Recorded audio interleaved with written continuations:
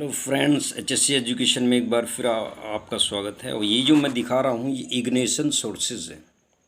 ये different types ignition sources हैं, स्रोत हैं जिससे फायर होता है, जिससे आग लगती है। ये डिफरेंट टाइप्स के सोर्सेज है, इनके बगैर रिग साइट पे कहीं भी कोई भी फायर नहीं होता। ये मैं दिखा इसलिए रहा हूँ आपको, ताकि आपको वर्बली नहीं बल्कि रिटन डॉक्यूमेंट्स के थ्रू समझ में आ जाए। सबसे पहली बात करते हैं हम इलेक्ट्रिकल स्पार्क की। देखिए, जब भी कहीं कोई इलेक्ट्रिकल इक्विपमेंट लगा हुआ है वो कभी भी स्पार्क कर सकता है और उसके द्वारा फायर हो सकता है। अगर हाउस कीपिंग मेंटेन नहीं है उसके द्वारा भी फायर हो सकता है। स्मोकिंग की बात करते हैं हम। अगर किसी ने स्मोक कर दिया, नो स्मोकिंग जोन में जाकर वो स्मोक नहीं कर रहा है, कहीं भी उसने ऐसी जगह स्मोक कर दिया जहाँ पर फायर के चांसेस ज़्यादा हैं, तो वो भी एक सोर्स है आग लगने का, इग्निशन सोर्स बन गया वो, और उससे भी फायर हो सकता है। तो आपको दीज ऑल और maintain as a safety officer should need to maintain all these points to stop the fire. तो ये सब आपको मेंटेन करना होगा। स्पार्क फ्रॉम इंजन की स्पार्क से भी फायर होगा, ये भी इग्निशन सोर्स है। हॉट सरफेस है, किसी भी मेटल की हॉट सरफेस, वो भी एक इग्निशन सोर्स है, उससे भी फायर होगा। फ्रैक्शन, घर्षण से भी फायर के चांसेस है। कटिंग वेल्डिंग के दौरान भी जो है फायर होता है। ओवर हीटेड मटेरियल के ओवर हीट हो जाने से भी जो है फायर होता है। और बर्निंग फ्लेम्स के थ्रू भी, वो भी एक सोर्सेज ऑफ इग्निशन है, इग्निशन सोर्स है वो भी, जिससे जो है फायर के चांसेस। स्टैटिक इलेक्ट्रिक चार्ज भी एक टाइप का जो है इग्निशन सोर्स है जिससे फायर होगा। Auto ignition is a auto temperature,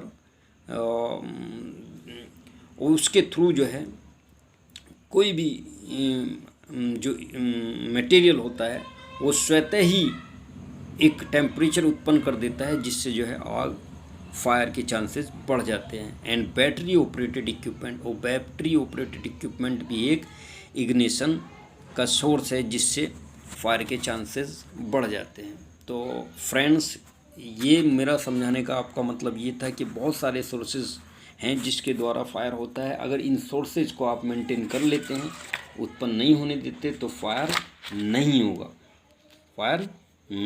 और यही मेरा बताने का और समझाने का मेन रीज़न था। जब भी आपसे पूछा जाता है कि what are the reasons or ignition sources, तो इन सब के नाम electrical spark, smoking, spark from engine or surface, friction, cutting, welding, overheated में burning flame, static electric charge, auto ignition, battery operated equipment, इन सब का आप नाम बताएंगे। अगर वो कहता है कि रीजन्स ऑफ एक्सीडेंट्स, तो रीजन ऑफ एक्सीडेंट पे बहुत सारी चीज़ आएंगी। लेक ऑफ एटीट्यूड है, लेक ऑफ नॉलेज है, लेक ऑफ प्रैक्टिकल ट्रेनिंग है, लेक ऑफ कॉम्पिटेंसी है, कॉम्पिटेंट पर्सन का ना होना, training, not provide training, not maintain proper house keeping, operated equipment without permissions, बिना परमिशन के किसी इक्विपमेंट को आपने ऑपरेट कर दिया, हाउस कीपिंग मेंटेन नहीं है, या अनसेफ एक्ट, अनसेफ कंडीशंस है। ये बहुत सारे चांसेस है जिनके द्वारा जो है एक्सीडेंट होते हैं, वो रीजन्स ऑफ एक्सीडेंट्स में आएगा।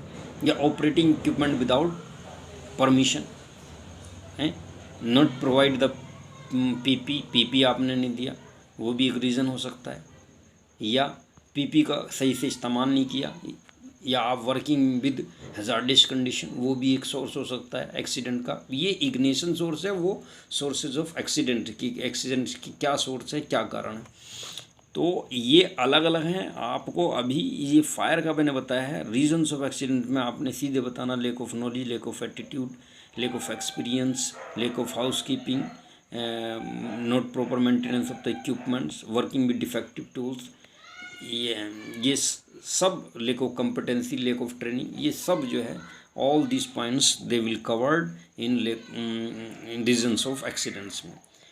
मेनली दो ही चीज़ें। देखिए, जब आप बात करते हैं एक्सीडेंट की, तो उसके क्या कारण हैं जिससे एक्सीडेंट होता है और उसको कैसे प्रोटेक्ट कर सकते हैं। बस सिर्फ सेफ्टी, पूरी सेफ्टी इसी पे डिपेंड करती है। अगर आप ये समझ गए, हर चीज़ का ये रिस्क असेसमेंट है, वो इक्विपमेंट क्या है, उसकी हजार्डियसनेस कितनी है, उसका रिस्क मेजरमेंट कितना है, उसको आप कैसे कंट्रोल कर सकते हैं, बस यही सेफ्टी में पढ़ना है आपको। Thank you so much.